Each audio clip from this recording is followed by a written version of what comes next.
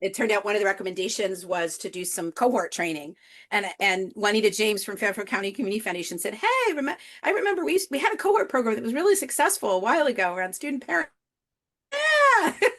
What's old is new again. What's old is new again. So are they doing something? It's the recommendations from Social Impact Partners to do some cohort training around workforce in a workforce coalition development. It's all recommendation at this point. So that was a committee of the regents, and then it goes to the full regent. So who knows? Interesting. Okay, I'm sorry, I'm just checking email. Christine. Looks like Maggie's gonna be late. And Amy said she is going to be in listening mode. Yep. She will be driving, right?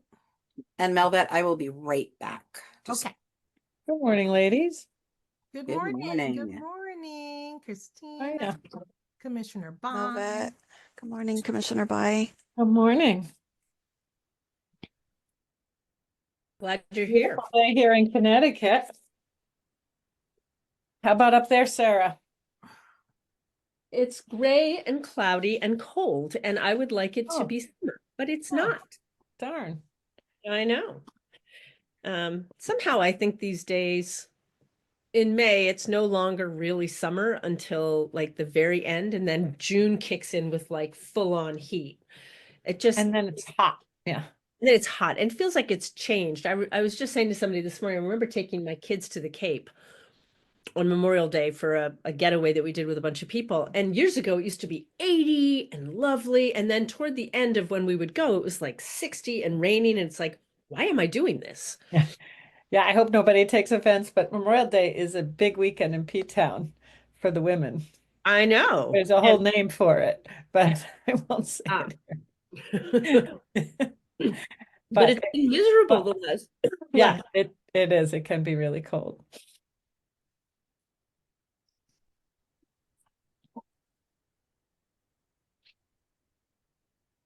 Good morning. I am sorry I am off camera. I am multitasking, trying to get ready for session.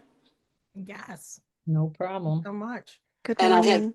I left both my computers at the Capitol, locked in the Capitol, so Oh, I am having to do this by phone. So Oh, well, good morning, Representative Kit. Yeah, we Now, if you want any opening remarks, feel free. But no pressure since you're on the phone and transitioning. no, that's fine. We're still waiting though for people, right? Yeah, well, Yes. maybe another minute or so. Okay, well, I can talk a little bit about, do you want me to talk about the terms, the staggered terms or not? You can if you want. Or is that something you want to talk about? Oh, you can speak to it. Yeah, I'm glad. Yes. Okay. We're gonna do like some legislative updates. So whatever makes your heart sing as far as updates that are relevant to. Yeah, I've got a couple things I can talk about. Yeah, I love it. I love it. Yeah. Folks are coming in. Good morning, everyone. We're just waiting for everyone to come in with the coffee and tea and their water. And your breakfast, if you have it, that's okay too. Or your morning snack for those who've been up for a while. I think we'll wait another 60 seconds and then we'll get started just to be mindful of time.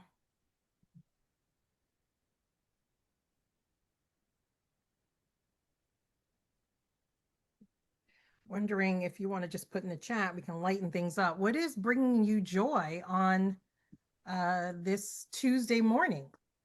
Just put it in the chat. It's bringing you joy. Let's start from being human beings right now. It's bringing us joy. Oh, the weather and sunshine. Yes, I've got sun coming in my window. Can you see it? I love it. Thank you. It's saving Medicaid yesterday. Yay! Yes, it was quite a theater in both the House and Senate yesterday. Long weekend coming. My plants in a little bit of cooler weather. Yes, I would say the sunshine and being able to take walks. I took like 2 walks yesterday, the morning and the evening. All right, well, I think we should go ahead and get started. It's almost 5 after. Good morning. Welcome to our 2Gen Advisory Board meeting. And we have our esteemed co-chair, Representative Sarah Kidd, who is actually just chairing right now until another co-chair is in place. And she's coming off a very long day at the legislature yesterday, but good things were happening. And so as she's in transition, we want to just give her space to get us started with some opening remarks and sharing on maybe some legislative updates. And then we're going to get into the rest of our agenda. If you could be so kindly to put your names in the chat so we can have that as a form of attendance, that would be awesome. And for those who don't know me, I think everyone does, but let's not assume. My name is Melvette Hill. I'm the Executive Director for the Commission on Women, Children, Seniors, Equity and Opportunity, and we staff the 2Gen Advisory Board. So thank you for coming. Now I'm going to turn it over to Representative Kidd. Thank you so much, Velvet, and welcome to everybody. Thank you for being here and taking time out of your incredibly busy day.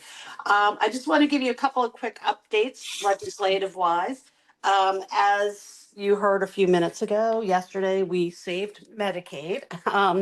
For those of you who don't know, Connecticut had a roughly $300 million Medicaid deficiency, meaning we had more people and provided more services than we had anticipated. So we had a deficiency, and we needed to pay off that deficiency in the next couple of weeks, or else our Medicaid providers would not get paid starting July. And if our Medicaid providers don't get paid, that means our hospitals don't get paid, which means community providers don't get paid. It's a domino effect that would have been devastating to the state and for hundreds of thousands of people. So we passed a bill yesterday that would cover that deficiency. So everyone will get paid, paychecks still keep going. And it also will give us more money in our next budget year to spend under the spending cap. You'll hear a lot of arguments from the other side about how bad this is, what a bad decision it was, but they all agreed behind the scenes, behind the cameras, that yeah, it was the right thing to do. So that's a big relief for all of us.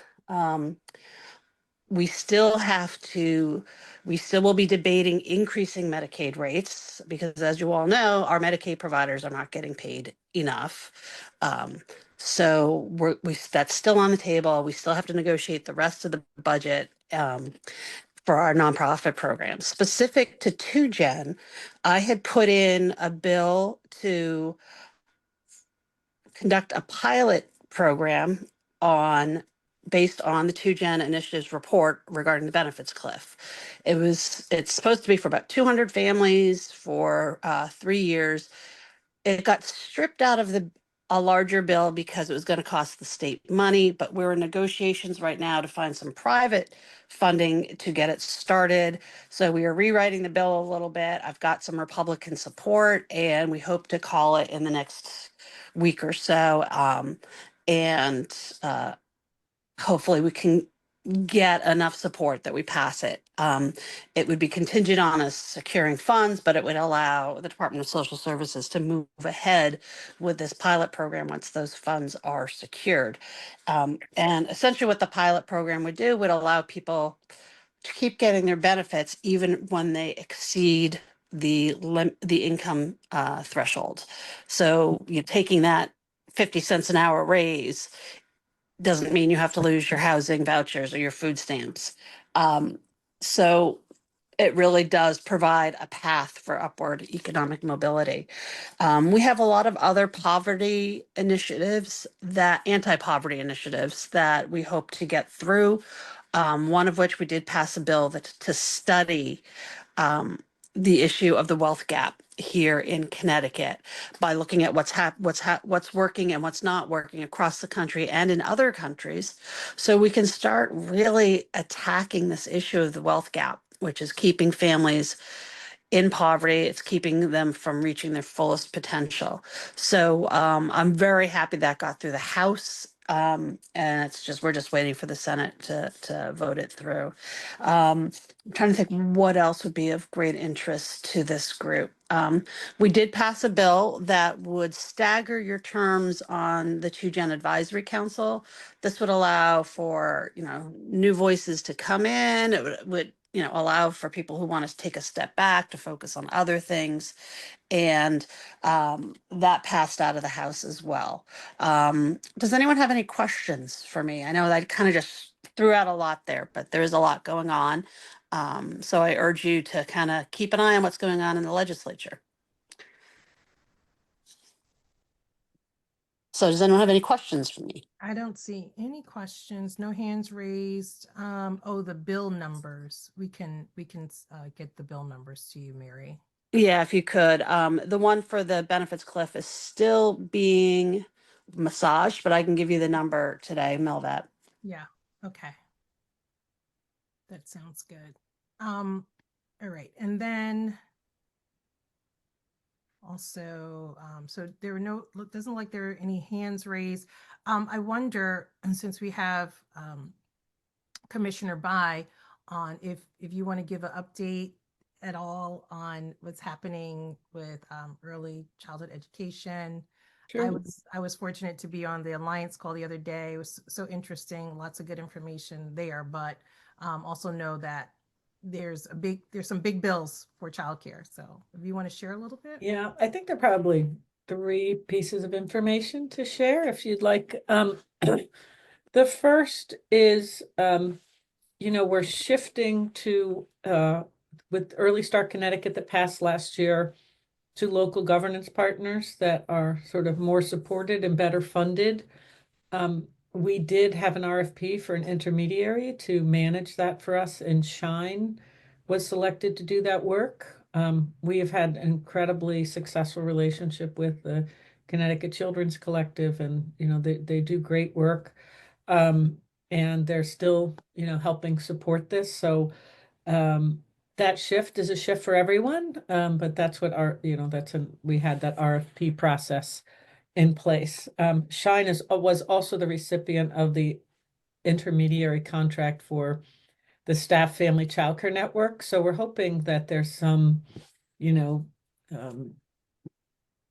collection of supports there and understanding of the system in Connecticut that can be leveraged, having Shine engaged. And they certainly on the Family Childcare Network work, they have been out there in the community learning to understand Connecticut. But I'm sure they'd be happy to come here and talk about what they do across the nation and here, but I'd leave that up to you. So that was a significant shift because we have had, I think Connecticut is unique, and a lot of that came out of this group where we have local governing councils versus just a state that says, okay, here are the programs that are getting state funding. There's really always been a local process. And I don't think we've had the funds to manage that or the technical assistance. So in some communities, it's fantastic. And in other communities, it might be dominated by the town or dominated by the schools, or programs don't feel they have a voice, or parents don't think they have a voice. I think the LGPs are a classic successful 2Gen governance policy. And now with Early Start, and hopefully with the endowment, if the endowment passes, there'll be the funding to actually support local governance, because you just can't say do local governance and expect it will all go well. Our big push in the parent cabinet and parent ambassadors have helped us craft this is that parents be at the table helping to decide what the system looks like for their community, not just what the local providers or what the schools think, but what do parents need. So we're excited about that. That's point number 1. Point number 2 is we've just had that Melvet was talking about an RFA process, which is different than an RFP process, in that an RFA process simply relies on data. So programs submit, where they are, sort of, which tells you who they're serving, whether they're accredited, whether their teachers are, in the registry, a number of things. And RFA was for existing providers, and we funded our existing childcare providers through RFA. When the results first came out, it was clear that some programs were already serving more children than um, than their 2-year average, because we were using a 2-year average, figuring that would be high because of, the post-COVID, we had more children enrolled. So when it was clear there were programs that wouldn't get as many spaces as they were now serving, we went back and added $6 million to RFAA just to make sure we were covering current children enrolled in state-funded programs now. Because we told programs, go out and fill the spaces. We had funding to send parents door to door to tell parents enroll in programs. And then programs enrolled kids, and the 2-year average disadvantaged them. So it's an example of how you do something and you learn from it. And then we went back and filled that gap. Then we did an RFAB with the leftover $11 million. And I think it's important to state that none of these were new dollars. We have traditionally lapsed millions of dollars in the ECE line item. And we worked with fiscal to come up with a model that would allow us to put out additional funds. So we're not like holding money for kids who are never going to be in seats. So that's how we had these extra $10 million to put out within current appropriations without a new dollar in the system. And so those were awarded last week. We were only able to fund about 10% of the applicants. So 90% of programs are disappointed this week because they felt they had high need in their community. And a lot of high need communities, applied for spaces and got some, but not as many as they were hoping, which is true across the whole state. But we are happy to be expanding access and using dollars and lapsing fewer dollars, keeping those dollars with programs and kids and families. So that's RFA A and B. And then the final thing is we are working with the House and Senate in good faith, negotiating the governor's endowment bill. And I think all parties are at the table in good faith, and we're making progress and hoping that we'll have a bill soon that would establish an endowment that would use the unallocated surplus every year to go into the fund. The governor has said $300 million this year, and we're planning on 300 million next year to go into a fund. And we use a percentage of that endowment, which is being discussed with the Senate, House, and Governor to come up with a final number. Use a percentage to fund program expansion, local governing partners, facilities, technical assistance, things like that. This is a major, major bill that will change the landscape of childcare and would immediately put more spaces out. You just heard me say we had to say no to 90% of the spaces that applied, programs that applied for spaces. So we could immediately just go down that list and get more children in seats starting in July if this passes. So I would say everybody's at the table in good faith and making good progress. And I don't know, Maggie, if you want to add anything to that, but we feel like, just let people know you support the fund and the idea of an endowment for early childhood. Yeah, no, that's great. I'm so apologize for being late. I was actually meeting with the governor's office about bills. One thing I want to add is that Matt Ritter, the Speaker of the House, in his press conference yesterday, you might have already said this, Commissioner. I did not. That the early childhood bill won't run until after the budget is done because they can't, because that budget has to be completed. So, and I guess the Speaker is hoping to get a budget by the end of next week. So this probably will be the last couple of days. So just don't panic. You don't see it passed. I'm panicked about the last couple of days. I hate that. Me too. But I'm trying to be assuring to other people. Me three. I know there is a lot of support for this in the House, but we still have to deal with the Senate. So How yes. very House of you to say. I know. The Senate we always say the Senate is where good bills go to die. Yes, but Representative Kit, you are right to be worried. I'm always worried when a bill comes down to the last few days. Yeah. Yeah, me too. But I'm here for it. So, that's one vote. So in the chat for everyone, I kind of put that link in there, find your legislator. This is the time, really, like if you haven't been contacting legislators about the issues that are important to you or your organization, now is the time. For those who've been kind of at the Capitol legislative office building over the last couple of weeks, it is super, super busy, lots of energy, but people are up there, ensuring that their voices are heard. They're meeting with legislators or others. They're running into folks to make their interests known. Also know, and Representative Kit will back me up if you don't believe me, they do want to hear from you. So any email you send, any call that you call, you might not talk directly to the legislator, you might talk to an aide or a staffer. Like all of that matters when they are voting on bills and when they're trying to make a determination. They are holding those emails in their head. They're holding the amount of calls. I've got 41 calls on this particular bill that my constituents want me to vote yes. Those are the things that they're taking and holding with them. And so it's super important, some of the things that you've heard today that they've talked about, and then others that matter to you, as well as housing, which I'm not sure if Amy will have a chance to talk to us about a little later. Sarah, I see your hand. Oh, Representative Kit, were you going to say something? I just want to say, when you are emailing us, make sure you put your address in your emails, because we are getting thousands of emails a day now this time of year.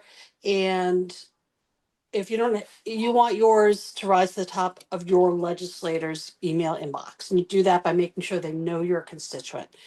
And by putting your address on it, it's harder for them to ignore it. Yeah, right. Really good point.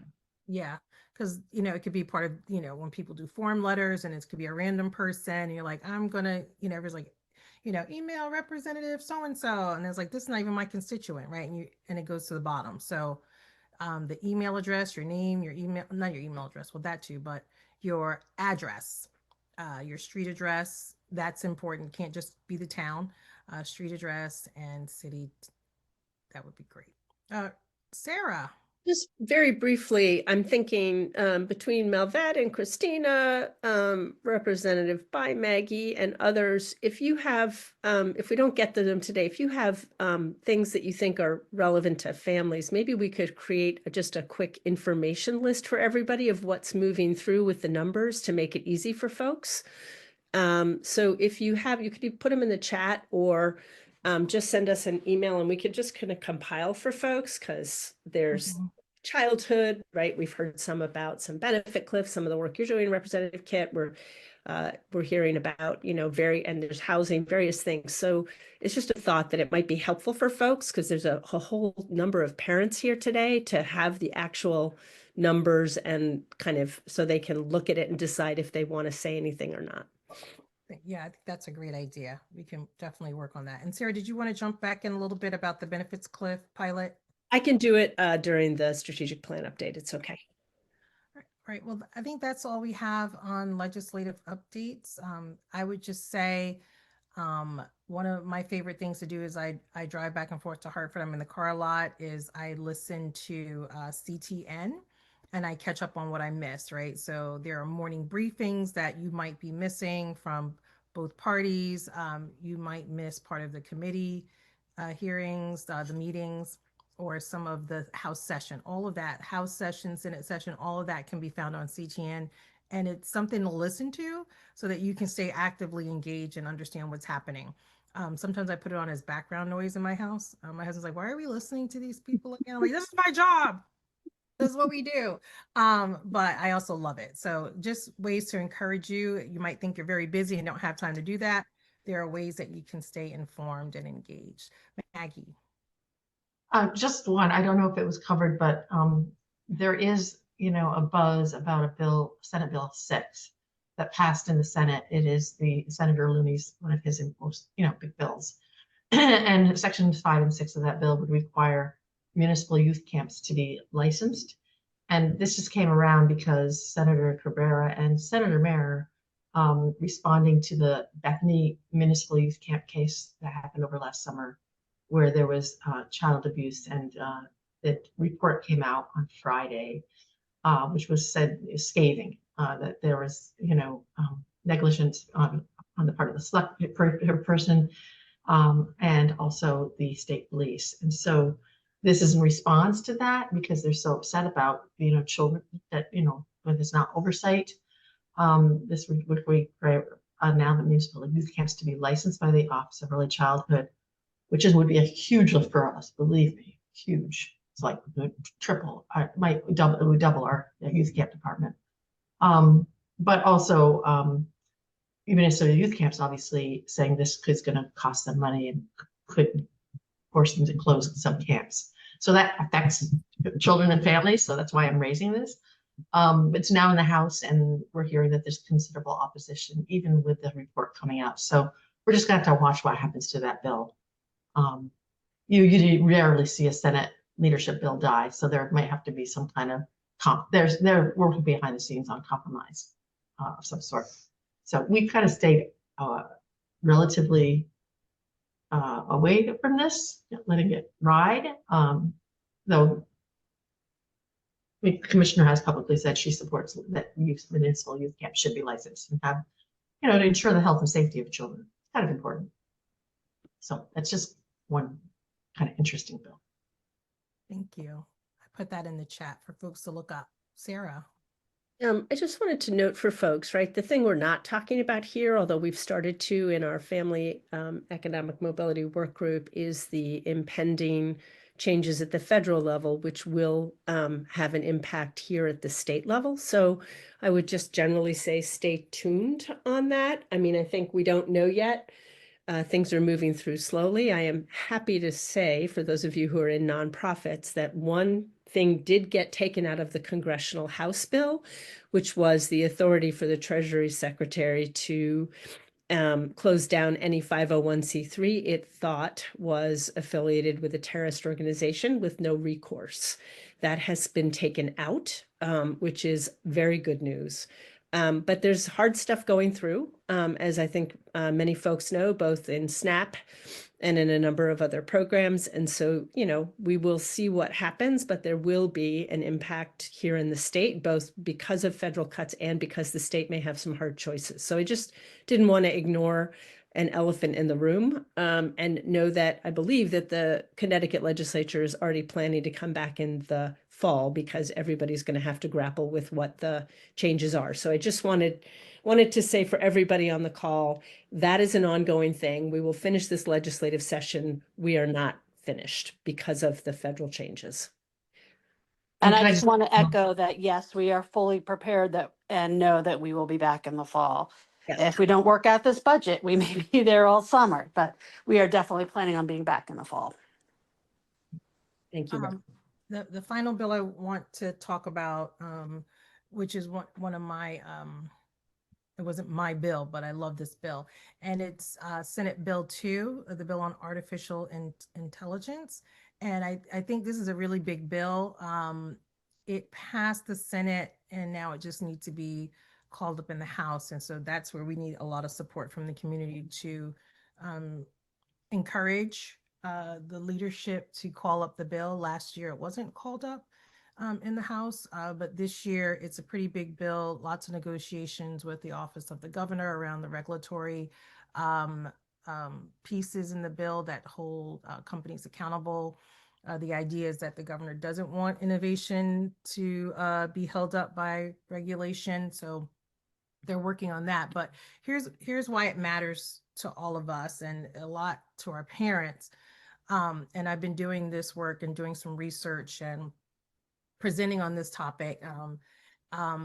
It's really about how AI will affect women in the workplace.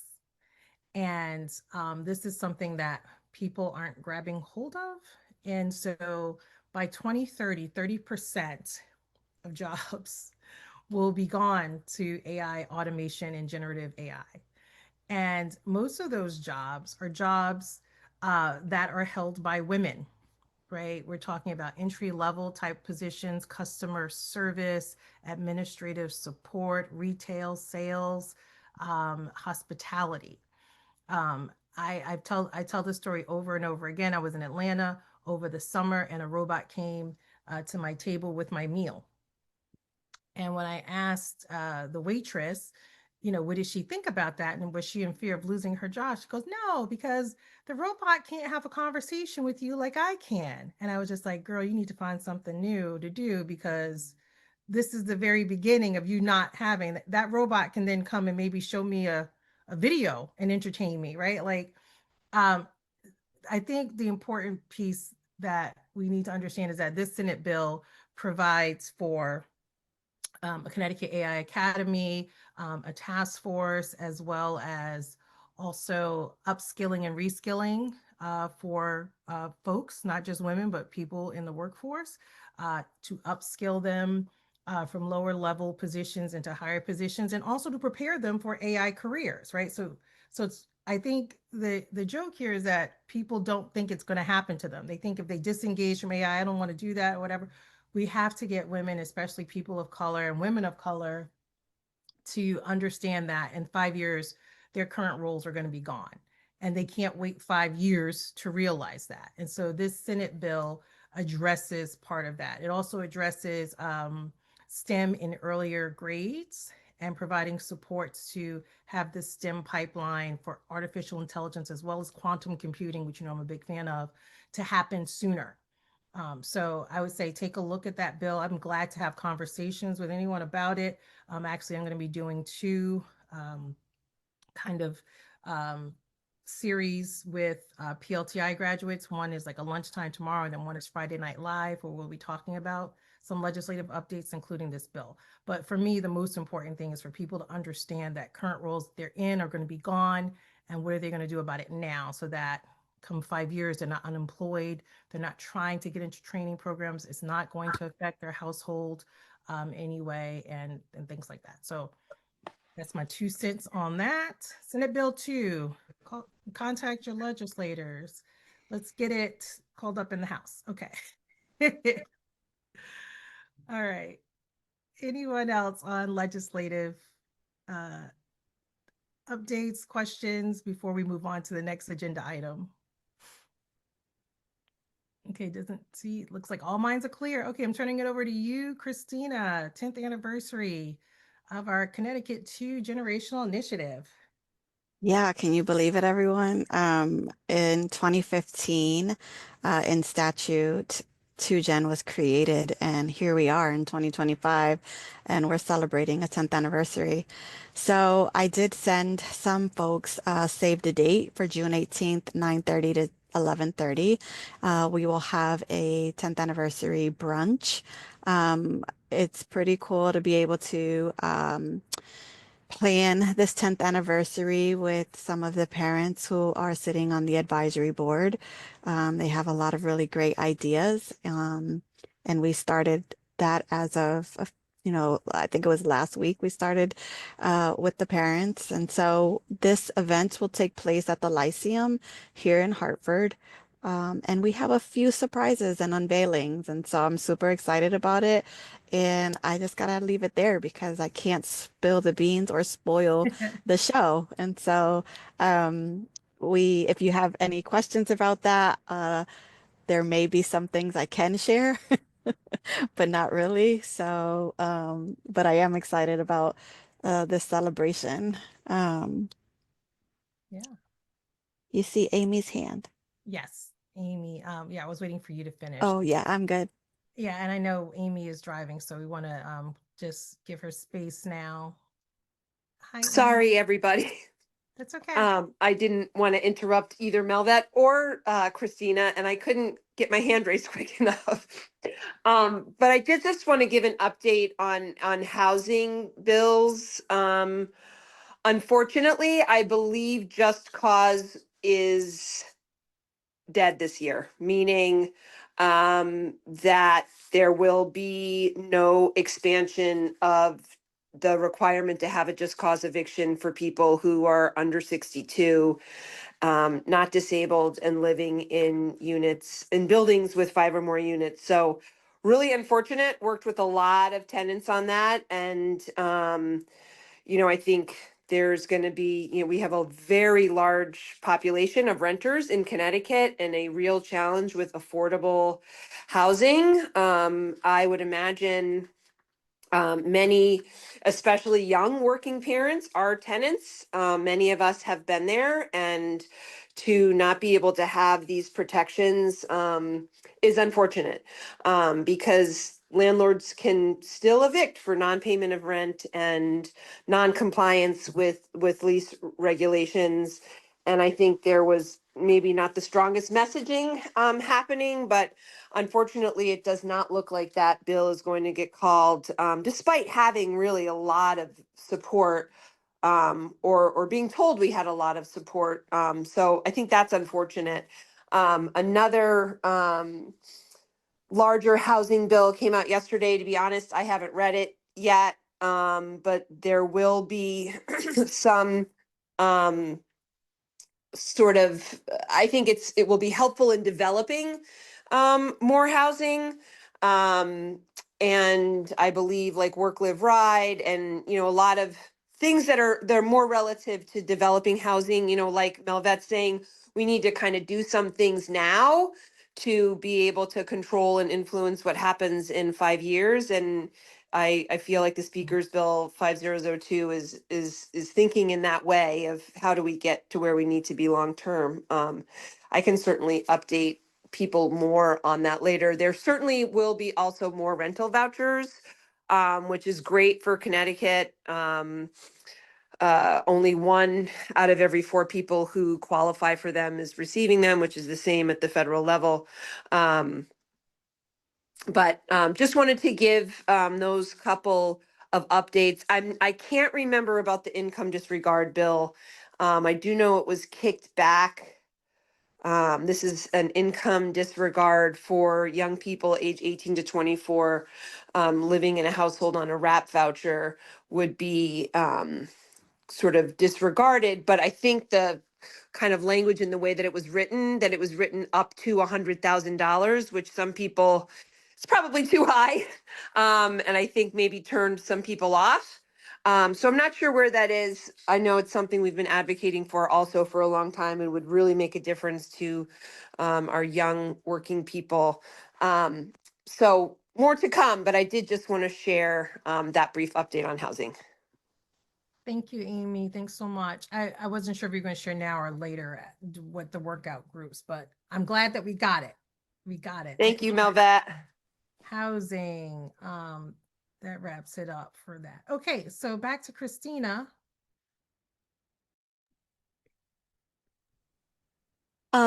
So yes, that was the 10th anniversary. And so we're super excited and hope to have a good large crowd to support and celebrate with us. And I am actually going to, do I have access to share, Melvette? Share my screen? Yes. Okay, let's see. I was taking minutes, so I'm going to move that to the side. And I'm actually going to toss it to Sarah so that she could begin our strategic plan. But before I do that, I just want to say that we've been working really hard at really trying to organize 2Gen. It's been my experience where when I first came into this work, folks were saying, where's 2Gen? What's happening with 2Gen? Where can I find 2Gen? And so my first year was really just hitting the ground running and really understanding what we were doing out in the field and with our families and the work that we were pushing out in work groups. And then I landed with the team just thinking about how do we really design something where folks can reference that they get a better understanding of the work that we're doing and don't have to wait for us to tell them what we're doing. And so we thought about doing a logic model. There was a logic model back in 2017.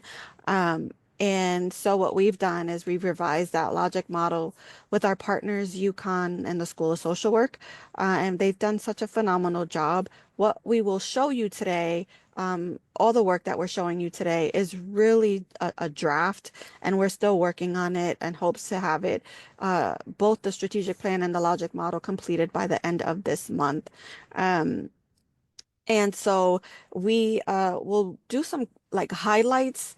It is dense, and we do have documentation that we'll share with you after this meeting in an email along with the minutes. In the meantime, we do ask that you just kind of like listen and see if there's anything that's really standing out to you that you want to share with us that we might be missing or that we've highlighted, but you think, down the line may need to shift a little bit. We would really appreciate your feedback on this process with us. We have had a number of reiterations. So when we go through the logic model, we've gone through this logic model probably about 50 times, and continue to change it as we continue to listen to other folks and stakeholders. The same thing with the strategic plan. Our parents on the advisory board have really provided some really great feedback around the strategic plan and the logic model. And so you'll see some of their feedback in this space as well. And so with that being said, I will hand it over to Sarah as I go ahead and present for her. Hey, everybody again. So as Christina said, we've been kind of thinking through getting organized, a little more focused. So I'm going to walk through kind of the elements of the plan so far. And as Christina said, we're actually going to break into small groups. Melvet, I'm actually thinking 4 groups, just FYI. Okay. Once Christina and I go through the logic model strategic plan, we'd love your feedback. So we'll do, I'm going to spend about 10 minutes talking, then we'll do about 20 minutes of group work, and then we'll come back together. Next slide, please, Christina. One second, because this toolbar is in my way. Okay, here we go. I don't even know what a tubular is. Okay, so wanted to kind of just give an overall frame here, right, of how we work, right? So we support parents to reach into their communities to increase the understanding of policy choices. We work with executive branch agencies and legislators to lift up parent voice, research, best practices. So all of it is really around promoting family well-being and economic mobility. And we kind of our approach is to identify gaps in policy and practice that are limiting that economic mobility and family well-being, bringing folks together to raise voices, participating in coalitions, not necessarily led by us, but in places where we know we need to be, and making sure that parents are engaged in offering their expertise. And then over time, really expanding the number of champions for policy and systems change at executive and legislative levels. Someday we'd like to add judicial as well. Next slide. So there's a couple of buckets that we're thinking about, and this is about a 2-year plan. And so as noted, core to our work is parent engagement and leadership. And we have a great core that we will celebrate at the 10th anniversary of parent leaders. And we also know that it's important to expand the number of voices at the table, because parents bring diverse sets of experiences from various parts of the state. So we will be and are, I think we already have a number of applications in for expanding the number of parents engaged across to GenWork and, your agencies. Happy to also have parents engaged there. We will be providing training and skill building to equip parents to influence that policy and practice. We have developed, Janine is on here and has developed a parent mentoring, so that parents are mentoring, more experienced parents are mentoring newer parents. Coaching is being provided to help parents find their own pathway and think about what skills and education they need and want to move ahead with their lives. And then finally, we've had a parent evaluation underway on kind of the impact of the parent engagement work to date, and that should be finished sometime in the next 6 months. So those are some of the things we'll be doing. What we're expecting as outcomes are the increased capacity of and the number of parents who are testifying to influence the outcome of all the legislation we just talked about. Parents do that on their own time. They are paid for participation in the initiative in 2Gen generally, but not for testifying at the legislature for reasons of ethics. There'll be increased skills of the parents leading the 2Gen work. We expect each year to identify a couple of new policy areas impacting families where 2Gen can add value. I think, Melvet, your discussion about the AI bill is an example of maybe that's a place where we need to. We've also talked some about mental health and other areas.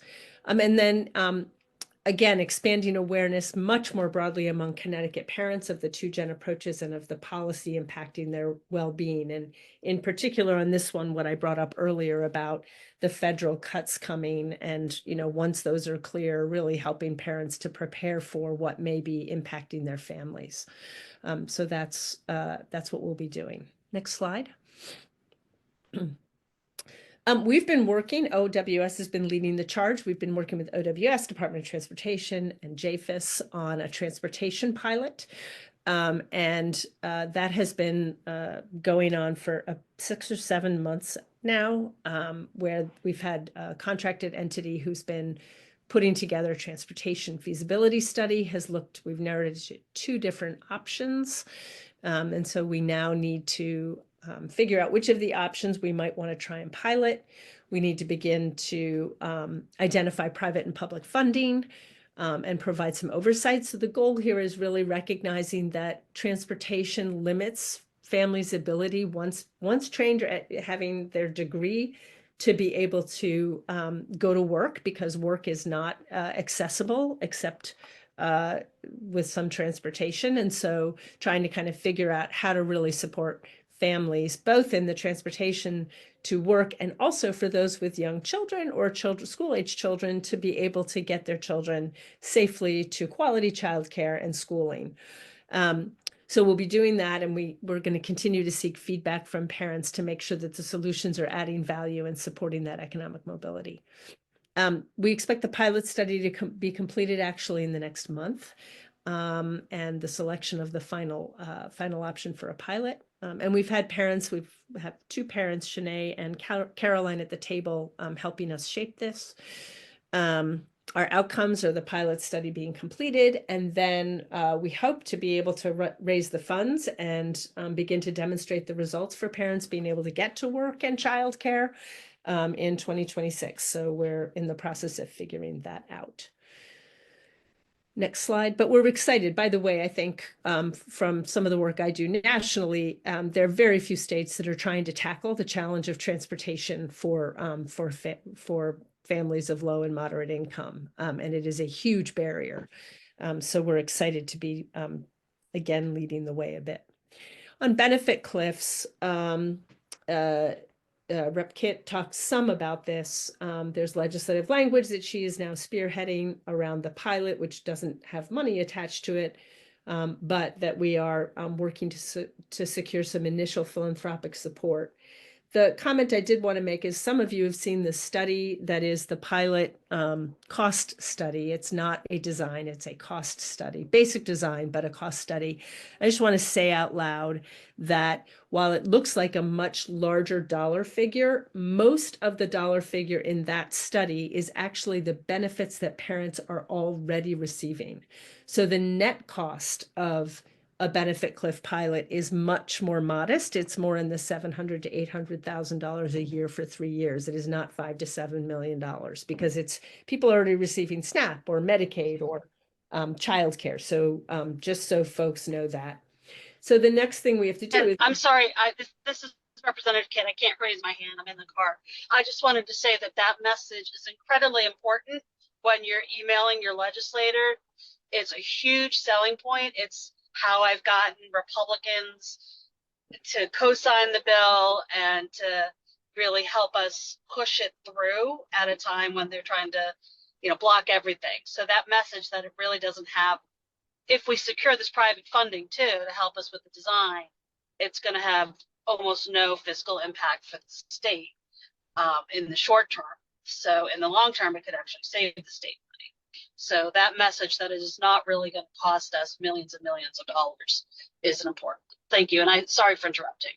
No, thank you, Representative Kit. And we actually are putting a cover letter on top of that pilot study because social finance, for whatever reason, wasn't comfortable trying to enumerate what I just said. But I think we're fairly confident that most of the money, if you look into the pilot cost study, you can see that most of it is actually the benefits that parents are receiving.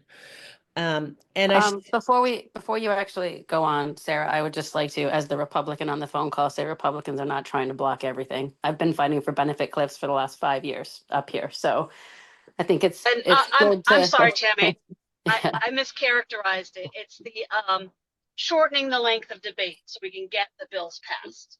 So well, that's a whole nother topic for a whole nother day. yeah. Yeah, And welcome. no, and I'm saying a lot of people do support this benefits cliff more so than some of the other ones. It's just, we need to get it through. We have to work together. And Rep. Nuccio, I've appreciated your leadership over the years. So thank you for chiming in. I know many others have too. And we're appreciative of all the leadership from all sides of the legislature. So the next phase is really to get a detailed design, which will also get a much more narrowed cost down. So very clear costs. And we do want to do this in collaboration with Maine. Our hope is they have separate funding. Our hope is to have a 2-state pilot to really demonstrate that by giving families some stability, they can truly move ahead and move off benefits. And so we think 2 states is stronger than 1 state in terms of demonstrating for the country. So we're hoping for that pilot design to happen over the next 6 months once we have philanthropic support and the go-ahead from the legislature. And then to think about implementing a pilot sometime late in 2026. The other thing we're doing is training nonprofits on the use of the Atlanta Federal Reserve Bank's benefit cliff tools. We're going to be assessing the value add of the tools for families, coaches, and case managers through some evaluation. So that's happening as well. So we're trying to inform families about help them make educated and informed decisions about whether or not they want to take a wage increase or move off benefits. You can see the outcomes here. We're hoping for policy changes that will mitigate the cliffs. Amy, your 18 to 24-year-old is one at Wrap Housing is one of those. Completing the pilot design, getting funding secured, and then on that Fed Reserve Bank tool, having 140 case managers trained so that folks are well trained. Next slide. We're almost done. Sorry, guys. On the executive branch, we a number of, I think it was 8 or 9 executive branch agencies looked at a 2-gen assessment tool and thought about their agencies and where they could become a little more 2-gen. Many of them are doing lots of good 2-gen work. And so Christina, I, and others are beginning to identify ways that agencies might want to work together. Lots of it is around parent engagement, actually. We've worked just recently with Mike Bartley at JFIS on his parent advisory and thinking about compensation mechanisms. We want to continue to encourage leadership throughout agencies to promote 2-gen as a core principle of the work. And then we want to provide TA as needed. And so we're expecting state agencies to change practice and policy and that we'll be able to see that over the next couple of years. Last slide, I believe. Just so everybody knows, we're recognizing that as we expand in parent engagement, we'd love to have a permanent parent coordinator position. Janine is ably holding up in a very limited time the work with parents right now. There's some thinking about a family well-being work group that might look at health and mental health and housing. We don't cover that quite as much in the family economic mobility right now. As Christina said, strengthening our operations and our communications work, getting more word out about 2-gen, and then continuing to raise our profile regionally and nationally. So I'll stop there. And I think because of time, I was going to ask for questions. Christine, you can take it back down. Do you want to go through the logic model before we break into groups? No, I think we should go into groups and then come back to the logic model because there was a lot here said, and so I think we just need a pause. Okay, so I think what we're hoping to do then is have a couple people are dropping, so maybe 3 groups, Melvet. I don't know what you've arranged, but to have people go into groups and really give us, if it's still 4, that's fine. Really give us feedback on what you like and where 2Gen is headed, where you think we should be, where we're missing the boat. Right? So help us to know what you see as helpful in what I just presented, and what we've kind of come up with as our strategic plan thus far. We need your good input to make it better and to finalize it. So with that, I'm going to turn it over to Melvet to think about. Yes, Christina, I love that about tying into the workforce development plan of the state. And you and I should have a conversation about that because, or with Christina and you and I, because 2 years ago, we gave a bunch of recommendations to OWS, and it would be great to begin following through with that. Great. Happy to help. Melvet. All righty. Well, Groups. we have 3 groups by your request. I was able to make it happen. Okay, and so can we just put the instructions in the chat for folks one more time, or what are we having them to do in the? Yes, before you all break, it's what do you like? What's missing? What else? And we sent the PowerPoint out, yes, right? So I people should don't have- believe we have yet. I don't know if Christina did. I didn't. Okay. Well, based on what you heard and can remember, there we go. All right. So 15 minutes, I think, Melvet, because we're getting a little low on time. Okay, and I'm going to open the rooms and you will magically go into your groups. Thank you, Meryl. Have a good day, sir. All right, click the join button.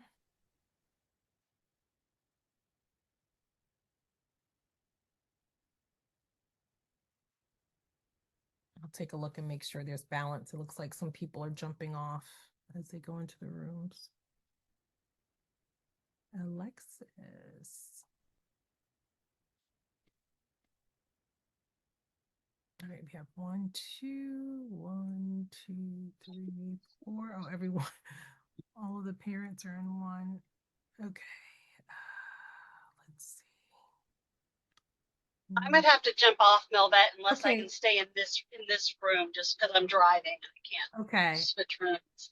yeah, no problem. It's actually now down to 2 groups. We probably should have just stayed in the big room.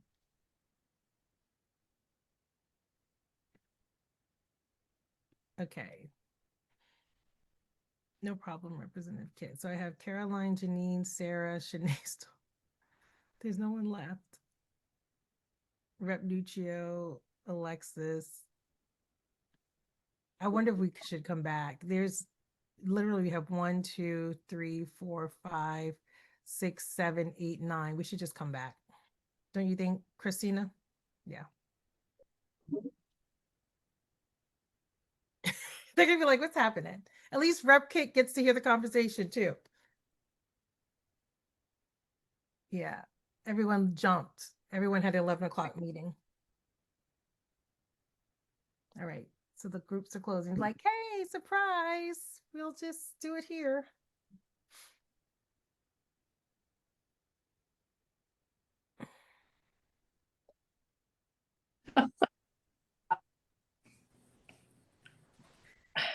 No, she's like, keep the breakout rooms open. Okay. We decided, Maggie, to bring everyone back in because now we only have 9 people on the call. So does I that totally agree. and Yeah, and Sarah's- I actually have to leave it. resisting. I actually have to leave at 11 too. So I'm so sorry. it's fine. Thank you, Maggie. It's good seeing you. It's good to see you. And yeah, a lot of people did break out. I think it was a good idea. Actually, really beautiful blouse you have on. Just colors are gorgeous. Yeah, thank Oh, you. no. No, that was the quickest breakout I've ever been in. Yes. So what Very happened? Let's celebrate mistakes. What happened, Sarah, is that everyone left for 11 o'clock meeting, and it was only like 9 of us left here. Oh, And so most parents.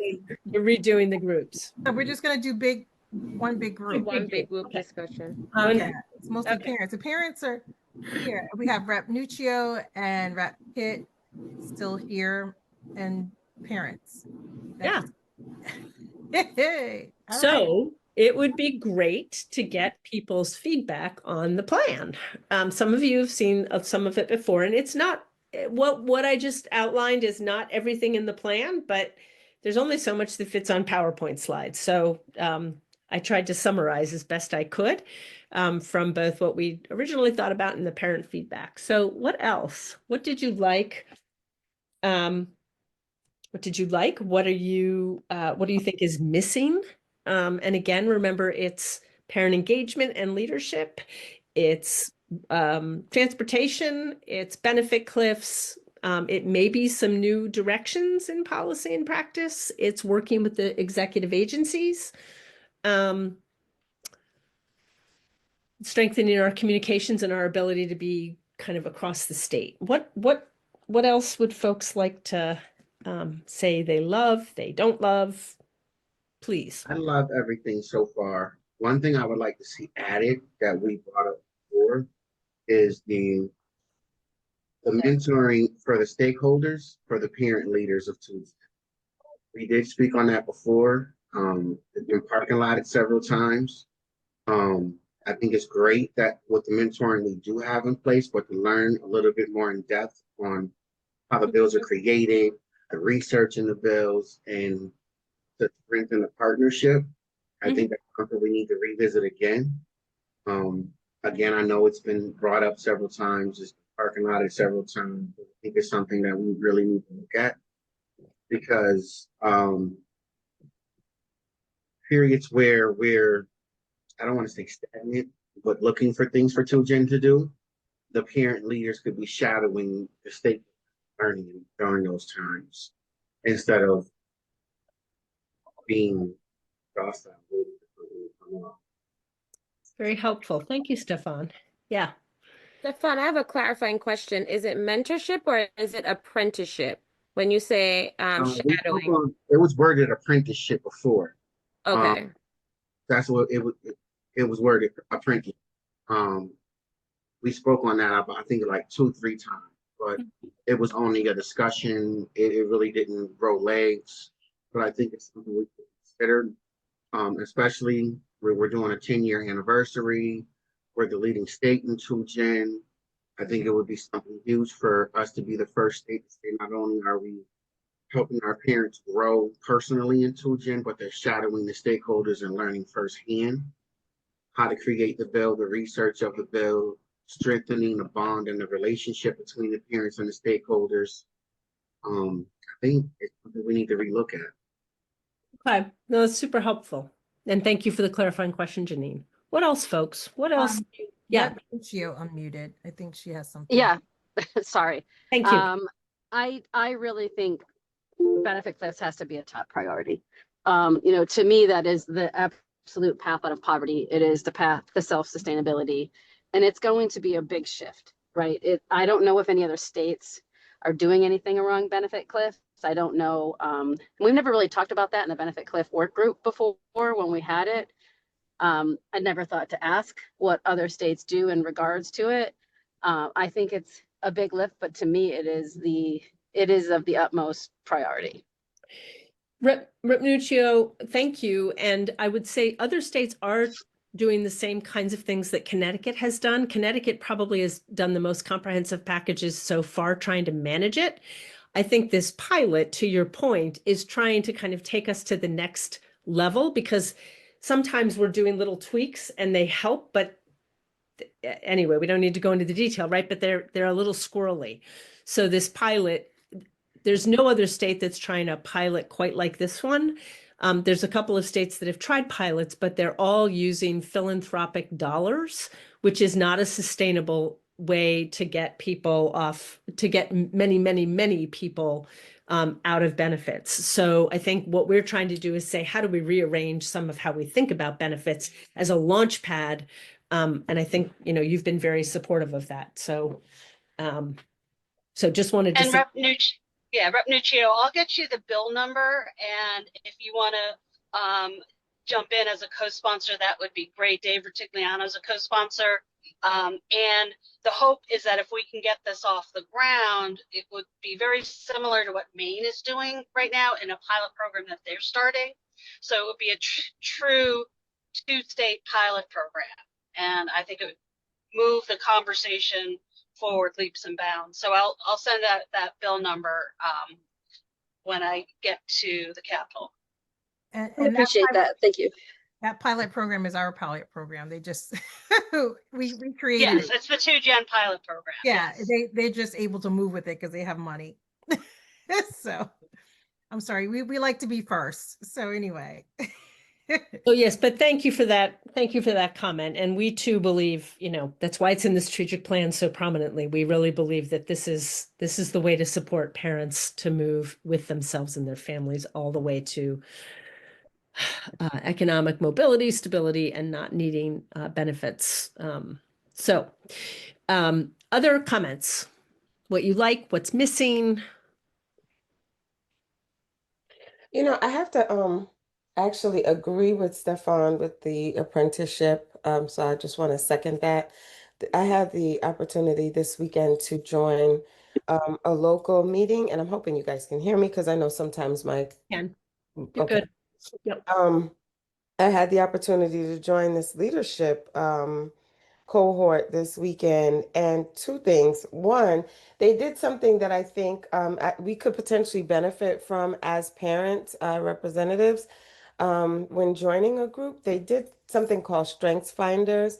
And so I think adding that at this may not, I'm not sure if this is the time to say this, but Strength Finders really helps to hone people's strengths and how to access, it's almost like unlocking that thing inside of you that you do well and your weaknesses, but not your weaknesses in general, the weaknesses of your strengths so that you can strengthen those. And so the reason they did that, and I've done this test in 2018, but the reason they did it was so that they could see who they're working with and what capacity would be best for them and where they're strong in and maybe where they need to find people that are not strong. So if everybody's strong in the executive capacities, then maybe they need people in relational capacities. So I think that that's something that we could consider adding as well. And also apprenticeships. Yeah, I just wanted to second that because while I was sitting, it was a whole meeting about the Arrowhead Gateway, right, which is in Hartford. It's this particular area that needs some economic mobility, and everybody's sort of fighting for this plot of land. But in having that conversation, I was learning so much about what is relevant in the bills concerning the state, but also how it affects local. And I think that that was such a great tie-in for me to see what's happening locally and where the tie-in is at the state and what I could even add to and speak to because I get the opportunity to sit on this board. So just wanted to highlight that. Super helpful. Thank you, Caroline. Yeah. So Caroline, that's great. A great idea. The strength finders. I know we're taking notes and taking away. So it was the strength finders and that as a tool for further leadership development and partnership, right? Yes. And to just a second to what Stefan was saying, right? About Yes. apprenticeship, right? Mm-hmm. Okay, I'm just making sure we've got it for our note. What else? What else? What do you like? What's missing?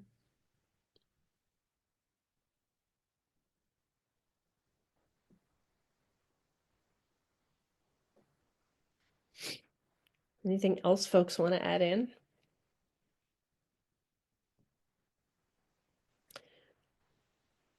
I should note that we're going to be finalizing this after today's meeting because this is our last touch point.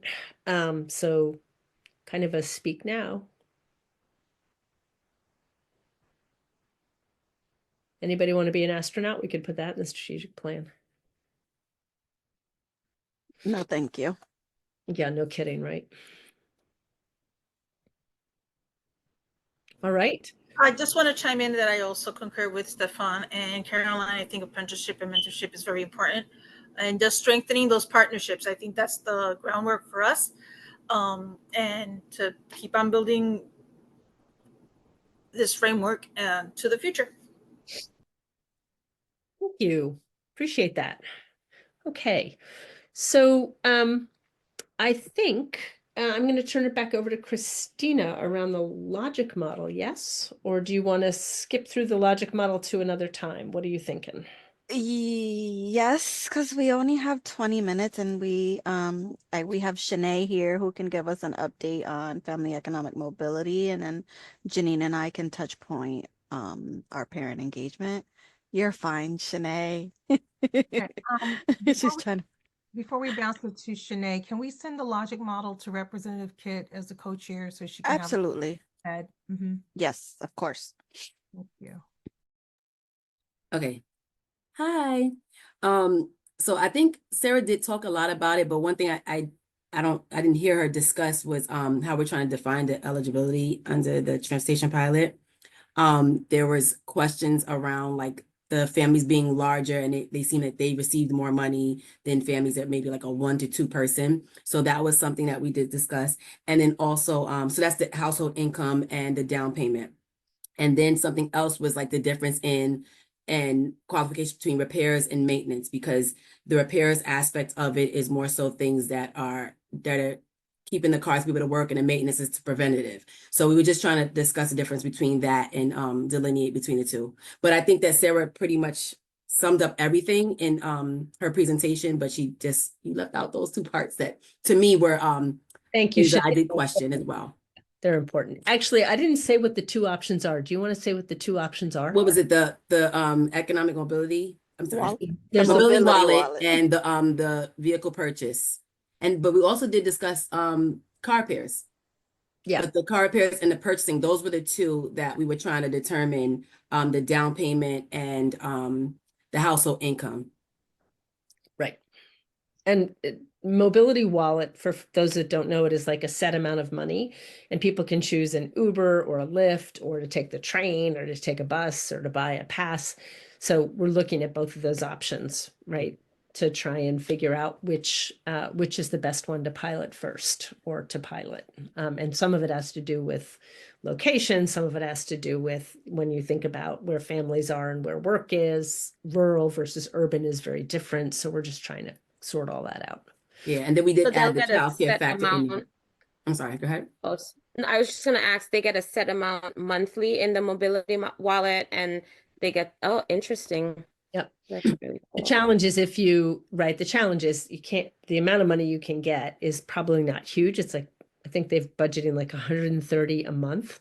So if you're using an Uber to get to work, you're going to run through that in a week. And so then what do you do? So it's trying to figure out like what is the best kind of solution. We do want to keep bringing in childcare. So it's both work and childcare together. That's what I was getting ready to say, the childcare part, because that was not added in there. Go. Yeah, you go. Yeah. Yeah. And that's all for me. I paused only because I had a thought as you were talking, Shanae, and then I lost it. So that's why I was pausing. I guess we can jump into the parent engagement work group.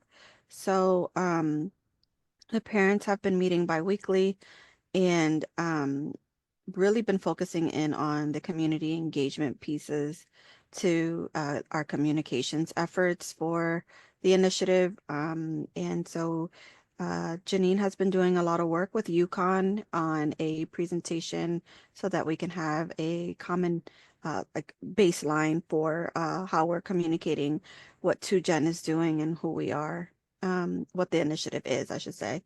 So we've been working a little bit around that with them. Also, just making sure that folks are taking advantage of their leadership training opportunities. And so we got a number of parents who are participating in great Leadership Greater Hartford's Quest program, which is super exciting for them.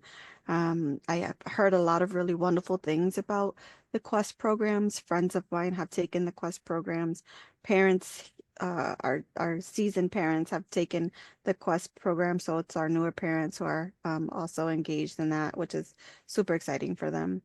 And then I know that we are working to transition into the family well-being, but before we are able to do that, we are looking to have discussions with some of the current advisory board parents who are interested in